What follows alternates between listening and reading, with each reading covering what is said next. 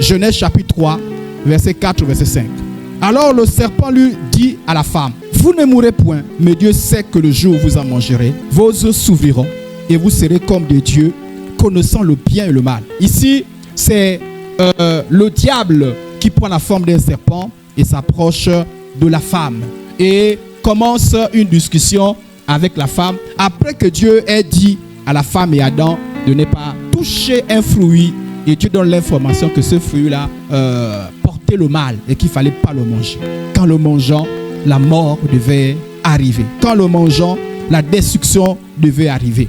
Mais Satan va prendre la forme d'un serpent. Et parfois je me demande, est-ce que Ève avait conscience de la personne qui était en face de lui? Est-ce que Ève, en s'adressant au serpent, avait conscience de qui était le serpent? C'est quelqu'un qui venait de vouloir faire un coup d'état avec Dieu. C'est quelqu'un qui avait mis en lui une pensée mauvaise, une pensée insensée, une pensée folle, vouloir prendre la place de Dieu. C'est quelqu'un qui avait reçu, l'un des premiers à recevoir, sinon le premier à recevoir la malédiction. C'est avec un tel type que Ève était en train de parler. Le Seigneur nous interpelle sur les personnes avec qui nous parlons. L'une des stratégies de Satan, souvent, c'est de s'approcher au travers des personnes qui nous entourent. Il y a des gens parfois qui nous proposent des choses qui ne sont pas bien, des choses qui contredisent la parole du Seigneur. Peut-être que ce matin, ces derniers temps, tu es en train d'écouter quelqu'un qu'il ne faut pas écouter. Frères et sœurs en Christ, on n'écoute pas n'importe qui. Avant d'écouter Satan, le serpent, Ève n'avait pas péché. Ève n'avait pas transgressé. C'est dès l'instant où Ève a commencé à écouter le serpent que les mauvaises pensées sont montées dans son cœur. Il y a des gens qu'il ne faut jamais écouter parce que l'écouter pousse vers le péché. Alors ce matin, je voudrais que tu réfléchisses. Et pendant que tu es en train de réfléchir sur le Saint-Testament à cœur, il y a quelqu'un que tu dois cesser d'écouter. Parce que tu as remarqué toi-même que depuis que tu as commencé à l'écouter, ton cœur est poussé à désobéir à la parole du Seigneur. Depuis que tu as commencé à l'écouter, tu as l'impression que tu perds en consécration. Tu perds en zèle. Plus tu l'écoutes, plus tu te retires des bonnes choses. Il y a des gens qu'il ne faut pas écouter. La Bible dit que les mauvaises compagnies corrompent les bonnes mœurs. Mais Ève n'a pas eu cette sagesse. Ève a commencé à écouter, même sans la bénédiction de son mari. Ces choses que vous faites en secret, ces personnes que vous écoutez en secret, ces personnes que vous côtoyez en secret. Parce que vous savez vous-même qu'il y a quelque chose qui n'est pas bien. Ève a commencé à écouter sans même faire faire attention à Adam. Dieu avait parlé à Adam. Et Ève a su l'information par le canal d'Adam. Mais Ève n'a pas eu le réflexe d'aller revoir Adam pour dire voici ce qu'un serpent vient de me dire. Est-ce que c'est juste? La Bible, lorsqu'une information nous est donnée, nous devons revenir vers la Bible. Vérifier, est-ce que ce qu'on est en train d'écouter là, est-ce que ce qu'on est en train de dire là, est-ce que c'est juste? Il nous faut toujours faire le retour vers nos responsables. Lorsque le serpent vient dire Dieu vous a menti, Dieu vous a menti, car le fruit qui vous a interdit là, il vous prive de quelque chose de bien. Satan dit à Ève, Dieu vous prive de quelque chose de bien. Satan présente la privation. Et lorsque Ève regarde, le fruit était beau à la vue. C'est-à-dire les sens d'Ève ont dit que c'était bien, c'était beau à manger. C'est l'une des stratégies de Satan, c'est de faire croire que Dieu est en train de vous priver de certaines choses qui sont bien. Et Satan a présenté le fruit interdit comme étant quelque chose de bien. Il a transformé le mal en bien. Ce que Dieu appelle le mal, nous l'appelons ça bien. N'oubliez pas que c'est une stratégie de Satan. Quand dans vos pensées, les choses que Dieu présente comme étant bien deviennent mal, c'est une stratégie du diable. Quand dans vos contacts, on vous présente quelque chose que Dieu prend comme étant quelque chose de mal, comme étant quelque chose de bien, c'est une stratégie du diable. Ève a voulu évaluer les propos de Satan. Et pour évaluer les propos de Satan, Ève a utilisé son intelligence. Ève a pris ses yeux, elle a regardé. Et quand elle a regardé, ses yeux ont donné l'information que c'était bien. Frères et sœurs en Christ, notre intelligence ne peut jamais dépasser la parole de Dieu. Quand Dieu a parlé, Dieu a toujours raison. Là, Dieu avait dit que le fruit portait le mal. Les yeux de Ève disaient que le fruit était bien. C'est ce que moi aussi je pensais à l'époque. La parole de Dieu disait l'impudicité c'est mauvais. Mais sans savoir disait que c'est une bonne chose. Tout est bien. La parole de Dieu dit, le fétichisme est mauvais. Mes sens me disent, mais non, mais ça rend service. Faites attention à vos sens. On ne juge pas les choses spirituelles avec nos sens, avec notre intelligence, avec notre vue, avec nos oreilles. On juge les choses spirituelles par la parole. Mes sens disaient que la musique mondaine était bonne. J'écoutais la musique mondaine. Elle semblait m'épanouir. Elle semblait me faire du bien. Lorsque Ève a goûté le fruit, la Bible dit que quand elle a goûté, elle a eu l'impression que le fruit était bien. Et qu'il fallait même partager. Ève a fait une campagne dans le mal. Ève allait partager le fruit à son mari. Elle a dit, j'ai goûté, c'est bon. Quand j'écoutais la musique mondaine, j'avais l'impression que c'est bon. Je dis, mais comment Dieu peut me priver d'une telle chose? Je ne savais pas, frère, que le mal était dans la musique mondaine. Mais vous savez ce que j'ai fait pour être délivré? J'ai fait confiance à Dieu. J'ai compris plus tard, lorsque je suis devenu mature. J'ai compris plus tard lorsque je chassais les démons et que les démons disaient qu'ils rentraient par la musique du monde. J'ai compris plus tard lorsque je priais les gens qui étaient envoûtés et je comprenais qu'ils avaient été envoûtés par la musique mondaine. J'ai compris plus tard lorsque je priais pour les gens. Je me suis rendu compte que les gens étaient bloqués. Tout a commencé par la musique mondaine. J'ai compris plus tard. Il y a des choses qu'on ne comprend pas toujours tout de suite. Mais pour sortir de là, il faut faire confiance à la parole de Dieu. Frère, en Christ, ça demande tout en toi. Dit que c'est bien. La seule chose qui te dit que ce n'est pas bien, c'est la parole de Dieu. Un homme spirituel ne marche pas selon ses sens. Un homme spirituel marche sur la parole du Seigneur. Frère, en Christ, c'est le moment où tout à moi dit que c'est bien. Tout à moi dit que c'est juste. Même ma religiosité dit que c'est bien. Mais sur la parole de Dieu dit que ce n'est pas une bonne chose. Lorsque je suis tombé dans la masturbation, tout à moi disait que c'est une bonne chose. Je ne voyais pas d'où était le péché. Je n'embêtais personne. C'est la parole de Dieu qui m'a dit que c'est une mauvaise chose. Heureusement que Dieu m'a délivré. Car c'est plus tard que j'ai compris les conséquences de la masturbation. Que j'ai compris que ça peut détruire. Ça peut s'aimer l'impuissance. Ça peut ouvrir les portes aux esprits de sirène. Ça peut ouvrir les portes à beaucoup d'esprits qui sont capables de combattre. C'est plus tard. Je n'ai pas compris tout de suite. Voulez-vous marcher avec le Seigneur? Apprenez à faire confiance à la parole du Seigneur. Arrêtez de raisonner. Parce que lorsque le diable vient, il suscite en vous votre intelligence naturelle. Et c'est ce que le diable a dit. Il a dit, mais regarde toi-même. Regarde toi-même. C'est beau, c'est bien, c'est juste. Où est le mal? C'est quelque chose de bien. Satan exagère les bénéfices quant au fait de manger le fruit défendu. Il dit, si vous mangez le fruit défendu, vous serez comme de Dieu. Tu ne sais pas ce que tu rates si tu ne manges pas ceci. Si vous mangez, vous serez comme de Dieu. Satan présente des bénéfices qui n'existent pas. Il dit, vous serez comme de Dieu. Vos yeux vont s'ouvrir. Vous aurez une connaissance qui va vous amener très loin. Et c'est ce que Satan fait. Il te dit, mais tu ne sais pas ce que tu rates. Et c'est comme ça que beaucoup d'ailleurs rentrent dans des sociétés secrètes. On vous dit, là-bas on a une connaissance. Si vous avez accès à cette connaissance-là, elle va faire de vous quelqu'un de grand, quelqu'un de fort, quelqu'un de puissant. Et ceux qui marchent seulement par l'intelligence tombent facilement dans ces pièges. Il faut faire attention aux ruses du diable.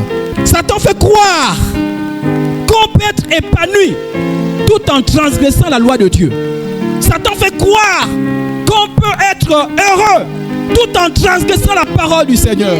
Frères et sœurs en Christ, la Bible dit dans Proverbe 10, 22 que c'est la bénédiction de l'Éternel seul qui enrichit et qui n'est suivi d'aucun chagrin.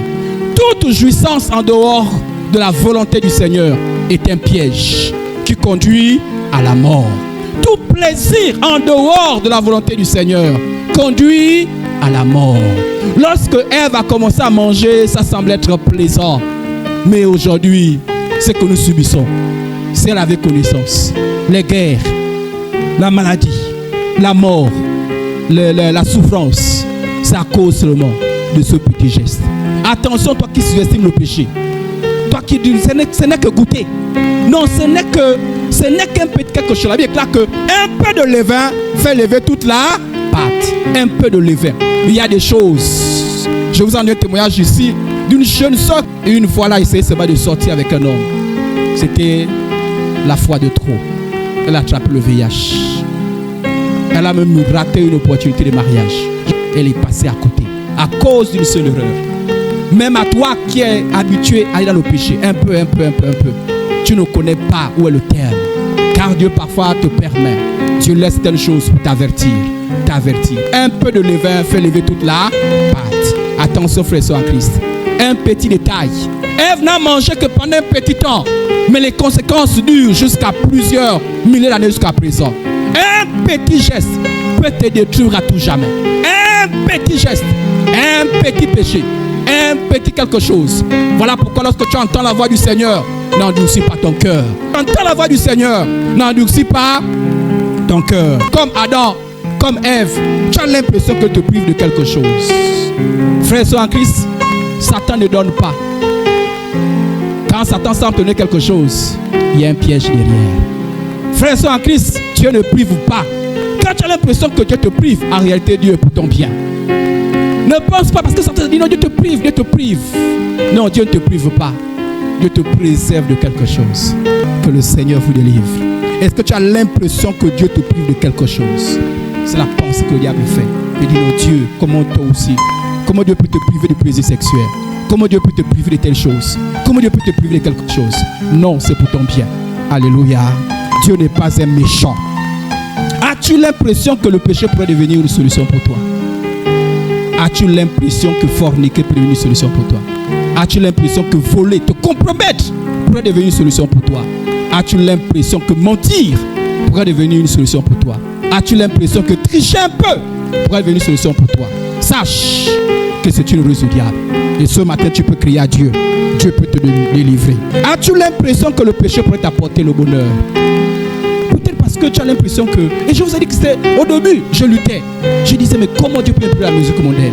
Comment Dieu peut me priver du plaisir sexuel? Et j'étais embêté par les autres qui se moquaient de moi. Tu ne sais pas ce que tu rates. Tu ne sais pas ce que tu rates. Je dis, mais qu'est-ce que je rate au fait? Qu'est-ce que je... Non, mais tu ne sais pas ce que tu rates. Satan m'embêtait. Satan m'oppressait. Je ne sais pas sur quel point on est en train Satan en train de t'harceler. Peut-être que Satan est en train de te dire, tu ne sais pas ce que tu rates. Fais telle chose, mais tu sais que c'est une mauvaise chose. Ce matin, résiste au nom de Jésus. Peut-être que ce que tu considères aujourd'hui comme une opportunité, en réalité un danger. Il faut que tu apprennes à discerner les pièges du diable. Même lorsque ça paraît correct à tes yeux. Même lorsque ça paraît correct devant toi.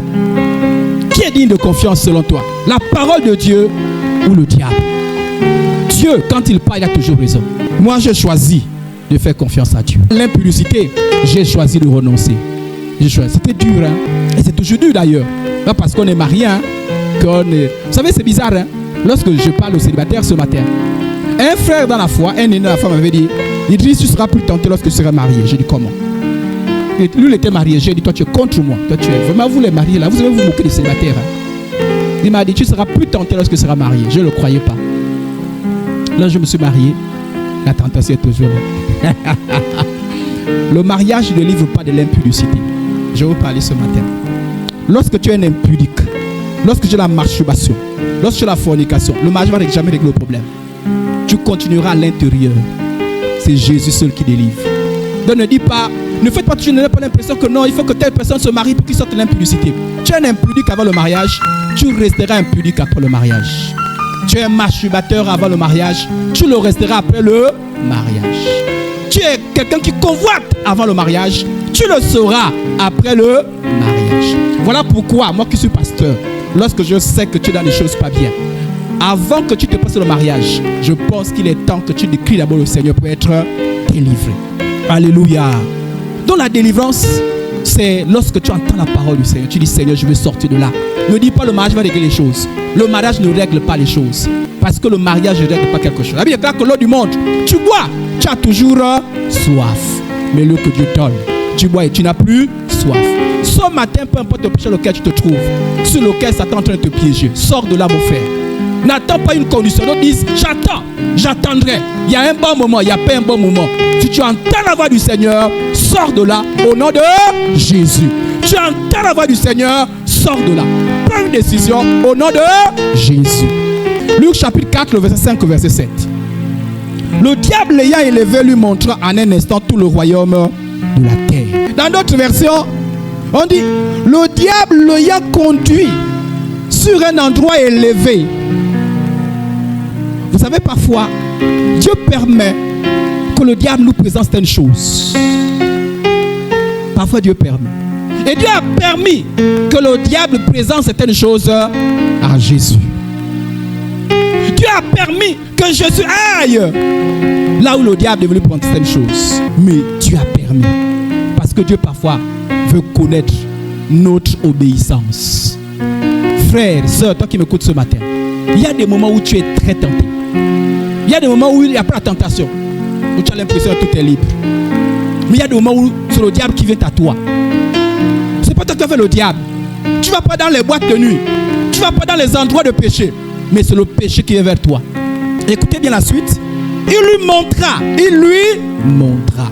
En un instant, tous les royaumes de la terre. Satan n'a pas montré quelque chose de mauvais. Satan n'a pas montré le chaos. Satan n'a pas montré la défaite. Il a montré quelque chose de bien. Il a montré tous les royaumes de la terre. Et il lui dit, Satan parlait, je te donnerai cette puissance et la gloire de ces royaumes. Il dit, Jésus, je vais te donner la gloire qui se rapporte à tous ces royaumes. Mais quand vous voyez la beauté du monde, je comprends pourquoi ces dictateurs parfois ne veulent pas quitter le pouvoir. Parce que quand ils voient la gloire, parfois quand ils voient la beauté, allez dans les pays développés, quand ils voient la beauté, toutes ces choses-là, parfois ils veulent devenir immortels. Parce que c'est une gloire. Voilà pourquoi certaines personnes vendent leur âme au diable. Et le diable présente à Jésus tous les royaumes de la terre. Et dit, je te donnerai tout le royaume de la terre. Il dit, moi je peux te donner toutes ces choses-là. Je peux te le donner. Frères en Christ, il y a des moments, Satan ne prend pas toujours que la maladie. Satan ne prend pas toujours que le célibat, la stérilité. Il y a des moments, Satan prend des bonnes choses. Écoutez la suite, on dit, je te donnerai toute cette puissance et la gloire de ces royaumes, car elles m'ont été données. Satan dit, elles m'ont été.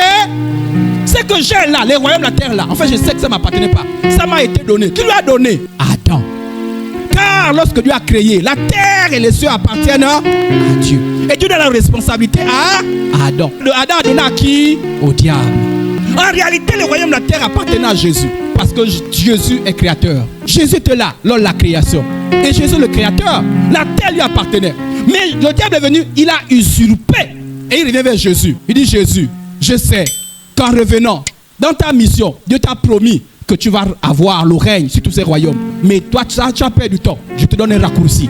Prends ces royaumes. La seule condition, si donc tu te prosternes devant moi, et tous ces royaumes seront à toi. L'une des choses qu'il faut comprendre, qu'il y a des choses que le diable a volées. Pourquoi le diable a volé? Parce que nos ancêtres leur ont donné cela. Nos aïeux ont donné. Nos parents qui n'ont pas eu le discernement ont donné. C'est pourquoi ce matin, ne donne pas l'héritage qui revient à tes enfants au diable. N'ouvre pas les portes au diable. N'aie pas de contact avec le diable. Plus tu es en contact avec les gangas, plus tu ouvres les portes.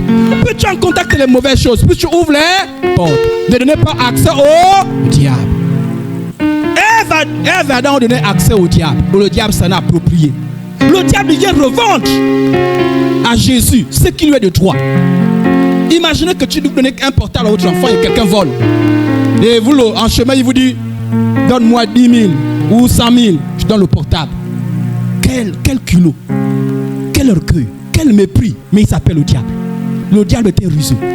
C'est un voleur. Il ne respecte aucune loi. Voilà pourquoi il faut faire attention avec le diable. Lui ne respecte pas la loi. Il est prêt à tout. C'est un méchant. Il vole quelque chose et il vient proposer cela. Il dit, je te donne toutes ces choses à tous ces royaumes. Frères en Christ, il y a des moments où Satan te propose quelque chose qui te revient légitimement. Il y a des moments où Satan te propose le mariage.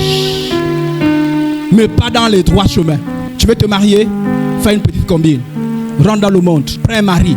Reviens avec. Tu veux te marier? Rentre dans le monde. Prends une femme. Viens avec.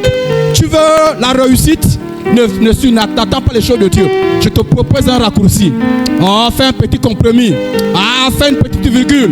Satan te propose quelque chose de bien. Tu veux un enfant? Arrête de prier ton Dieu. Depuis que tu pries, prends un raccourci. Il y a un petit rituel. Fais un petit rituel. Tu veux devenir un grand pasteur? Ne continue pas à prier. Ne persévère même pas. Fais des petits rituels. Ça peut aller. Satan propose un raccourci. Dans la volonté de Dieu, tous les royaumes de la terre appartenaient à Jésus. Mais pour que Jésus rentre en possession de ce royaume qui a été volé, il fallait qu'il passe par la croix. Écoutez-moi bien.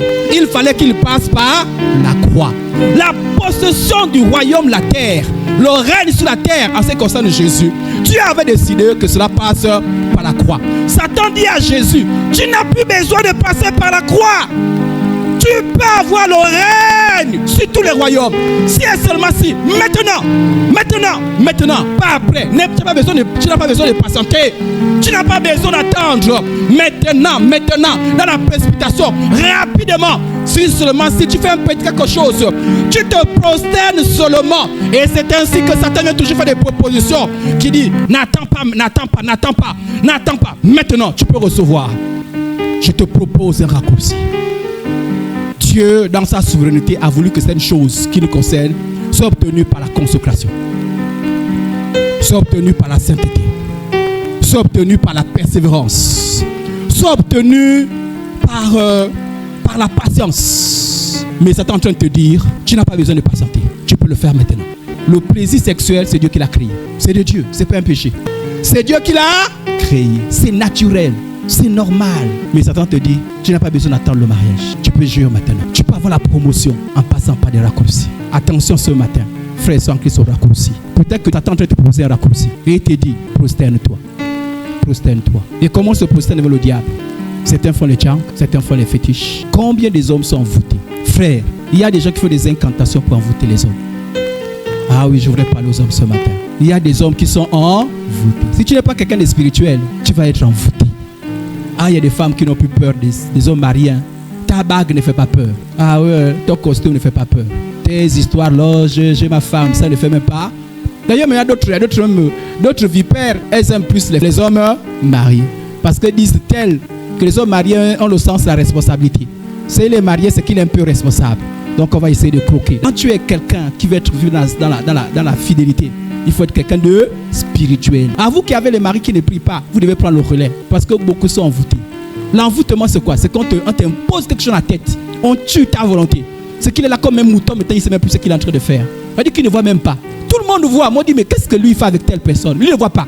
Il ne voit pas, il ne comprend pas ce qu'il est en train de faire. Malgré le mal, malgré le danger, il ne voit pas. La même chose, il y a des femmes qui sont envoûtées. Chères sœurs, faites attention. Ah, ne vous bornez pas seulement à bien vous habiller, à faire les... Non, je suis femme mariée. Ah ouais. Il y a des femmes mariées qui sont autour de situations, elles ne savent même pas pourquoi c'est autour à l'intérieur. L'envoûtement. Donc il faut résister. Il faut pouvoir prier. Il faut marcher sur la parole du Seigneur. Peut-être que Satan est en train de te proposer un raccourci. La vie chrétienne, les choses de Dieu s'obtiennent par la persévérance. Les choses de Dieu s'obtiennent dans la patience. Les choses de Dieu s'obtiennent par la sainteté. Sans la sanctification, personne ne verra le Seigneur. Mais Satan dit, pas besoin de sainteté, pas besoin de consécration, pas besoin de la croix. Frères en Christ, il y a des choses qu'on obtient en Jésus par la croix. Il faut que tu renonces à toi-même. Il faut que tu lâches prise. Il y a des choses, il faut que tu lâches prise. Sans lâcher prise, tu n'obtiendras pas. Il faut que tu acceptes de perdre et Dieu lui-même décide. La croix. Et la croix n'est pas toujours quelque chose de facile. La croix, c'est l'humiliation. La croix, c'est parfois on se moque de toi. La croix, c'est parfois de toutes tes difficultés, des choses légitimes. Parfois, il faut passer par la croix pour avoir l'enfant. Il faut passer par la croix pour avoir la femme. Il faut passer par la croix pour avoir le mari. Parfois par la croix pour avoir le travail. Il y a des choses que Dieu a planifiées. Il faut la croix. Et chez Dieu, il n'y a pas la gloire sans la croix. Il n'y a pas la gloire sans la croix. Je répète. Chez Dieu, mon frère, ma soeur, il n'y a pas la gloire sans la croix. Si tu vois une proposition qui t'est faite sans la croix, c'est qu'il y a un piège. Jésus a refusé cette tentation du diable. Et en refusant, Jésus a montré que la fin ne justifie pas toujours les moyens. Ça veut dire quoi? L'essentiel n'est pas d'être marié, mais c'est la manière dont tu t'es marié. L'essentiel n'est pas d'être guéri. C'est comment tu as obtenu la guérison. Est-ce que je t'ai prosterné vers le diable? L'essentiel n'est pas d'avoir un enfant. Comment as-tu fait pour avoir cet enfant? L'essentiel n'est pas d'avoir le travail. Comment as-tu fait pour avoir le travail? L'essentiel n'est pas être prospère. Quelle est la source de ton argent? Quelle est la source de ta prospérité? Quelle est la source de ta voiture? Quelle est la source de ta maison? Seule la bénédiction de Dieu n'est suivie d'aucun chagrin. Tout ce que tu obtiens en te positionnant devant le diable, c'est ta chute. Si Jésus-Christ avait cédé, personne ne va être sauvé. Personne ne va être sauvé. Que certes le nombre de gagner le monde, cela perd son âme. Que certes le nombre d'être marié, cela perd son âme. Que certes le nombre d'avoir un enfant, d'être prospère, d'avoir l'argent. Résiste. Fais comme Jésus. Résiste. Alléluia. Ne te prosterne pas. Ce matin, je te parle à toi qui m'écoutes. Ne cède pas devant le diable. Ne cède pas. Ne cède pas. Ne cède pas. Ne livre pas ton corps. Ne livre pas ta vie. Ne cède pas. Ne livre pas ta foi. Ne cède pas. Ne livre pas ton zèle. Ne livre pas les bénédictions. Ne livre pas ta foi. Ne livre pas. Résiste. En résistant, tu auras des difficultés. Tu seras la difficulté dans ton corps, dans ton âme, dans ton esprit. Tu sentiras que tu lutteras.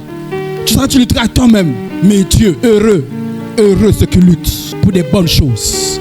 Car Dieu les bénira. Dieu voit ton engagement. Dieu voit ta consécration. Même si on se moque de toi, même si on crie sur toi, même si on te méprise. Mais heureux ceux qui sont méprisés à cause de Jésus. Heureux ceux qui sont moqués à cause de Jésus. Heureux ceux-là qui sont rejetés à cause de Jésus. Jésus vous recevra. D'ailleurs, Jésus a été rejeté à cause de nous. Lui, le roi de rois.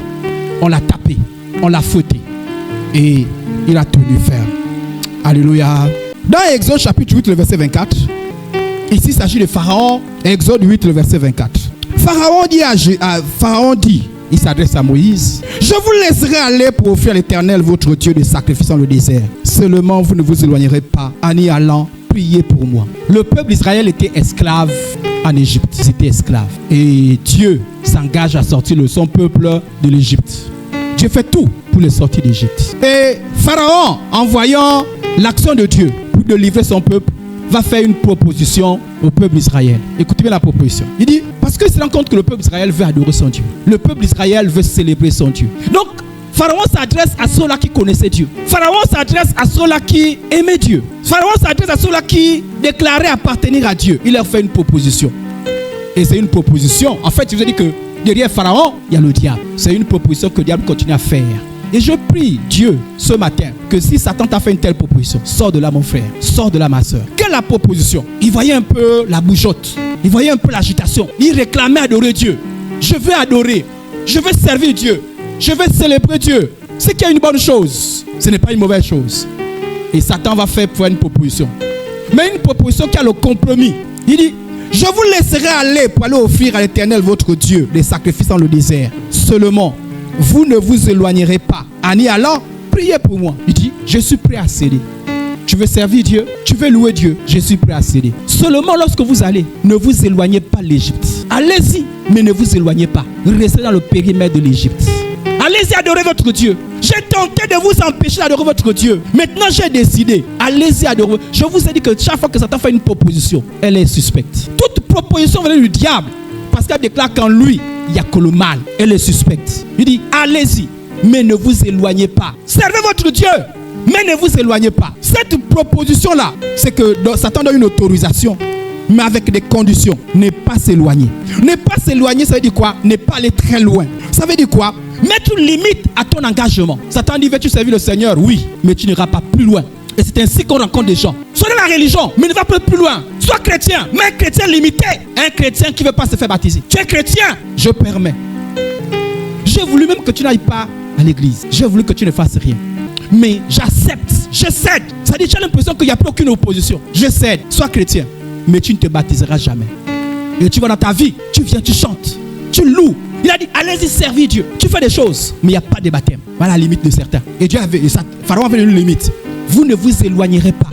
À d'autres, Satan permet. Il dit, vous pouvez vous baptiser, mais la Sainte Seine, vous ne la prendrez pas. Vous ne la prendrez pas. Ce n'est pas une bonne chose. À d'autres, Satan va un peu loin. Il dit, vous pouvez me chanter. Vous pouvez prier, vous pouvez faire des choses, mais il n'y a pas de consécration. Vous ne vous éloignez pas. Ici, c'est l'image des chrétiens qui sont chrétiens, qui se déclarent chrétiens, mais ils sont toujours dans le monde. Le monde est toujours à eux.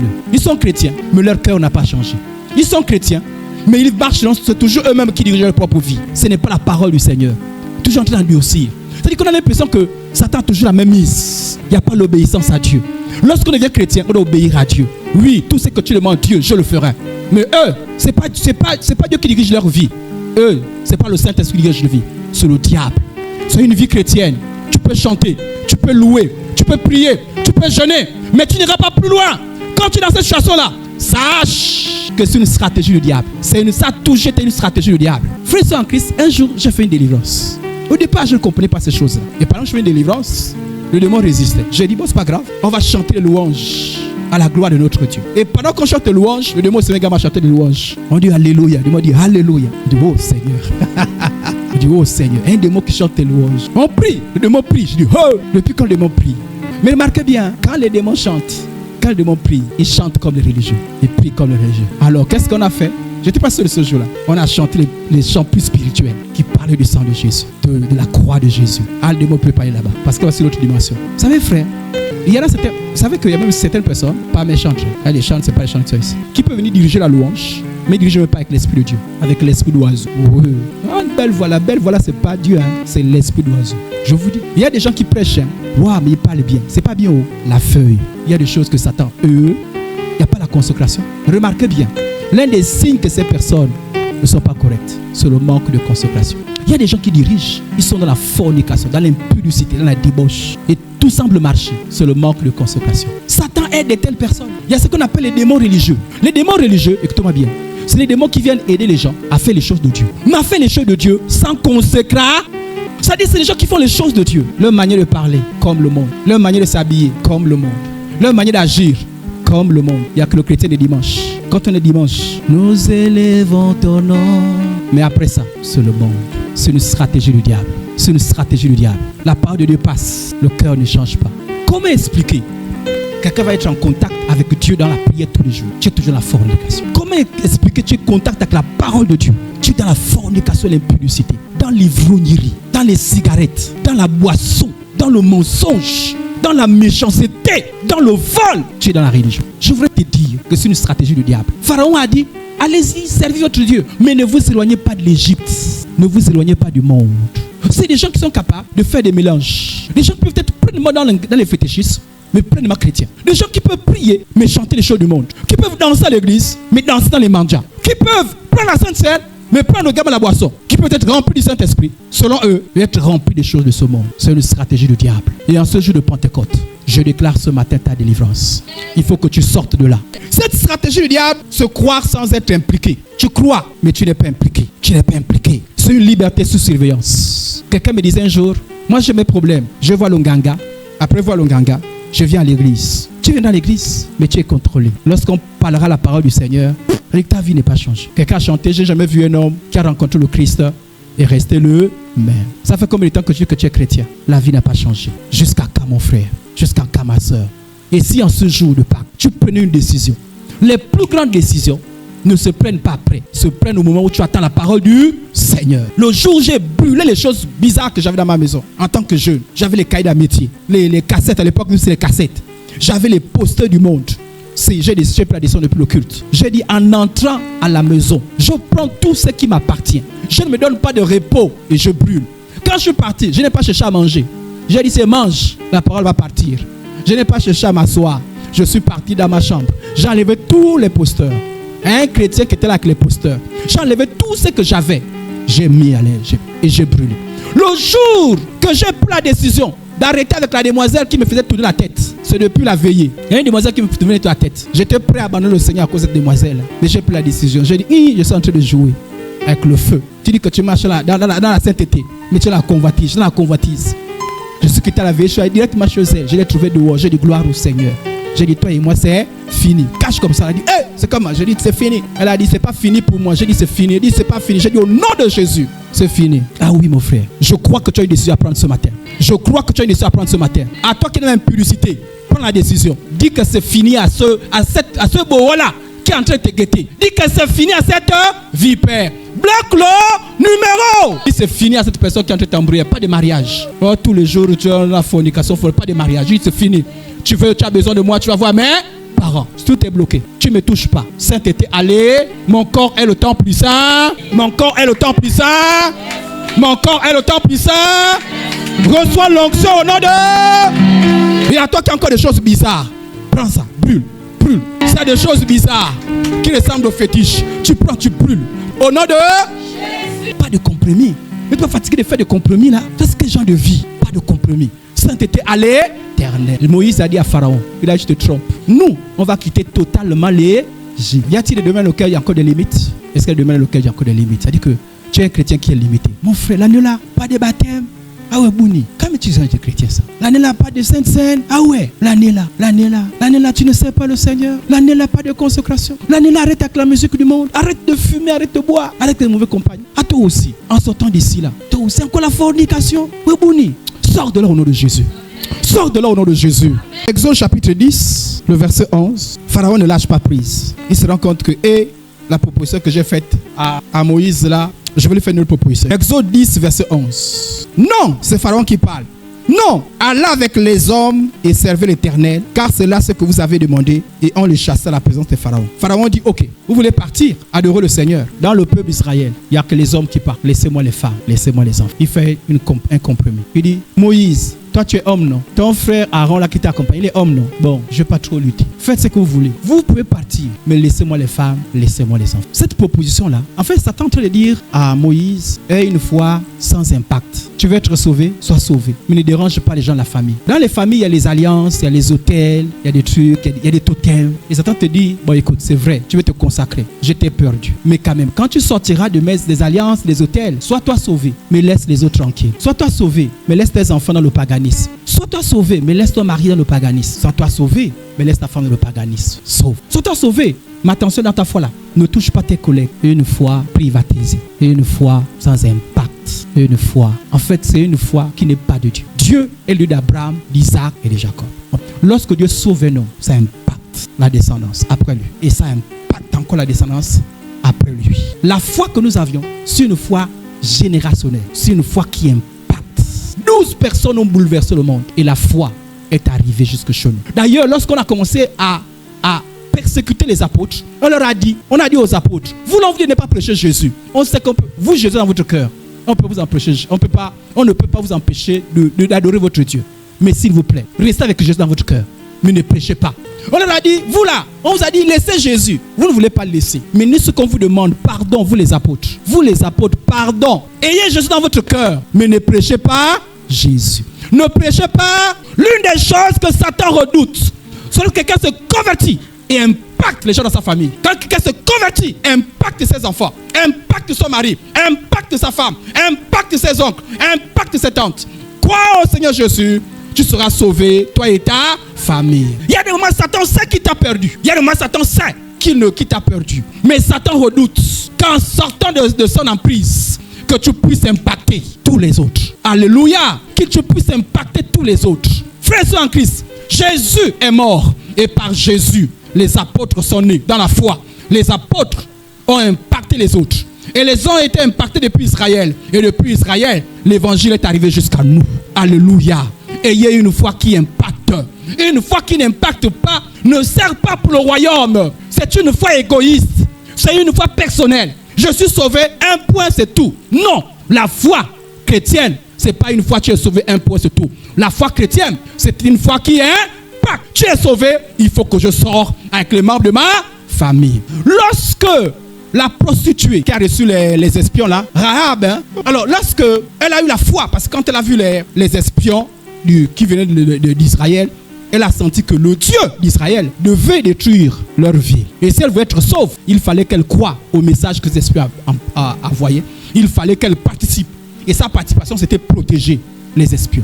Et quand elle a protégé les espions, elle a demandé aux espions, elle a dit, quand vous venez détruire notre ville, parce que je sais que votre Dieu a décidé et cela va se faire, pardon, préservez ma vie. Mais même dans sa prostitution, même dans son paganisme, elle a dit, quand je serai protégé, s'il vous plaît, pensez à ma famille. S'il vous plaît, pensez à ma famille. Même quelqu'un qui est dans le péché. Le geôlier qui était devant Pierre, lorsque il était devant Pierre, lorsque on a prêché Jésus, il a dit, venez, j'ai aussi les membres de ma famille. La vraie foi pense à sa famille. Regardez, même celui qui est parti en enfer, même en enfer, il savait que pour lui c'était fini. Il a dit, Abraham, j'ai laissé mes frères, ils sont là dans le péché. Frères sont en Christ, ne sors pas la servitude du diable seul. Ne sors pas de la fornication seul. Ne sors pas de l'ivrognerie seul. Ne sors pas du vol seul. Ne sors pas du péché seul. Mais sors avec ton frère. Sors avec ta soeur. Sors avec ton cousin. Sors avec ta cousine. C'est ça, être un instrument de Dieu. Lorsque Dieu sauve quelqu'un. Savez-vous que la foi a commencé par une seule personne? Abraham. C'est le père de la foi. Et on a dit à Abraham, au travers de toi, beaucoup de multitudes vont sortir de toi. Des multitudes vont sortir de toi. Et quand Dieu sauve quelqu'un, il y a des multitudes qui est sorti de ta foi, qui est impacté par ta foi. Parce que lorsque tu es enfant de Dieu, il faut que dans ta maison, les mentalités changent. À cause de toi, il faut que la musique mondaine cesse. À cause de toi, il faut que la fornication cesse. À cause de toi, il faut que la cigarette cesse. À cause de toi, il faut que le fétichisme cesse. Au nom de Jésus. Alors ce matin, dis non à ce compromis du diable. Si tu as vu une foi, il faut que ta foi parte dans ta maison. Il faut que dans ta maison, il y ait le temps de prière. Il faut que dans ta maison, il y ait le culte personnel. Il faut que dans ta maison, il y ait la sainteté. Dans ta maison, il faut qu'on entende parler du fétichisme. Il faut qu'on entende encore parler du vol, de la tricherie. Car ta foi doit parler. Exode 10, 24. Pharaon appela Moïse et dit, allez servir l'Éternel. Il y aura, vous savez, Pharaon, le diable, il était tué. Ça y est, je suis sorti. Mais je réclame mon frère, je réclame ma soeur, je réclame mon père, je réclame ma mère, je réclame les gens autour de moi. Ne te tais pas jusqu'à ce que tes frères soient sauvés. Ne te tais pas jusqu'à ce que tes oncles soient sauvés. Ne te tais pas jusqu'à ce que tes enfants soient sauvés. Ne te tais pas jusqu'à ce que ton mari soit sauvé. C'est possible. Rien n'est impossible à celui qui croit. Ne dis pas non, lui là, non, ceux-là. Sainteté à l'Éternel. Au nom de Jésus. Moi, je suis dans la peine lorsque je les vois s'éloigner. Mais j'ai la foi. Je suis sauvé. Je prie, je lutte jusqu'à la mort de chacun d'eux. Personne n'ira en enfer. Tant qu'il y a la vie, je prêche l'évangile. Tant qu'il y a la vie, je prêche. Je ne me décourage pas. Parfois, des choses qui me découragent. Parfois, certains me disent, mais regarde, prédicateur l'évangile. Regarde. Ils sont le péché. Regarde. Mais je ne me décourage pas. Alléluia. J'ai reçu l'onction. Tu as reçu l'onction pour sauver les membres de ta famille. Moi, je crois que même les sorciers de ma famille vont se convertir. Donc là, le diable, il fait une stratégie. Il a lâché prise. Il a dit, bon, vous tous pouvez partir. Mais il dit, écoutez bien, Exode 10, 24. Pharaon appela Moïse et dit, allez servir l'Éternel. Il n'y aura que vos brebis et vos bœufs qui resteront. Et vos enfants pourront aller avec vous. Il dit, bon, vous avez voulu que vous n'avez pas voulu partir seul, non? Vous avez voulu amener vos enfants, non? Vos femmes, non? Partez. Mais laissez-moi le contrôle de vos brebis, de vos bœufs. C'est une stratégie du diable. Quand il te sauve, il te dit, tu es sauvé. Tu peux faire le bruit dans ta maison et dans ta famille. Mais le meilleur que tu as de toi-même, ne donne pas ça à Dieu. C'est quelle stratégie? C'est que tu es sauvé, mais que le talent Dieu t'a donné. Mais ces talents ne sont pas au service de Dieu. C'est-à-dire que tu es sauvé, mais tes talents sont pour le monde. Tu es sauvé, tu connais jouer aux instruments, mais tu joues pour le monde. Tu es sauvé, tu as la voix pour parler, mais tu parles plus pour les choses du monde et pas pour les choses de Dieu. Tu es sauvé, mais tu as des grâces, mais ces grâces sont pour le monde. Tu es sauvé, mais ton temps est pour le monde. Moi, je suis souvent touché de voir ces chrétiens qui donnent le meilleur d'eux-mêmes au monde. Où est ton temps? À quoi donnes-tu le meilleur de ton temps? Quand c'est les choses du monde, viens, tu es toujours là. Il y a des gens qui donnent le meilleur d'eux-mêmes au travail. Et Dieu n'a que les miettes. Le meilleur d'eux-mêmes dans les cérémonies, dans la politique. C'est pas mauvais, il faut avancer le pays. Et Dieu n'a que les miettes. On peut donner le meilleur de nous-mêmes à Dieu. Et rendre service à la société. Rendre service au travail. Rendre service à la famille. Où sont tes biens? Il y a des gens qui sont sauvés, mais leur argent, c'est pour les choses de ce monde. Lorsque Dieu t'a béni, pense un peu à Dieu. Surtout lorsque tu commences à voir l'essentiel. Pense un peu à Dieu. Quand Dieu te bénit, que cela serve pour la gloire du Seigneur. Que ta voiture serve pour la gloire du Seigneur. Que ton argent serve pour la gloire du Seigneur. Moi, ma vie, c'est Dieu. Ce que j'ai, c'est Dieu. Même lorsque j'ai quelque chose, je me pose la question, où est Dieu dans ça? Même lorsque je prie pour la promotion, je prie pour la promotion pour me dire, qu'est-ce que Dieu va voir dans la promotion? Où est Dieu dans ce que vous avez? Je n'ai rien amené, je n'apporterai rien. Tout ce que j'ai servira à la gloire de Dieu. Les forces que j'ai, c'est pour Dieu. Je cherche la bonne santé, pourquoi? Pour Dieu. Donnez à Dieu.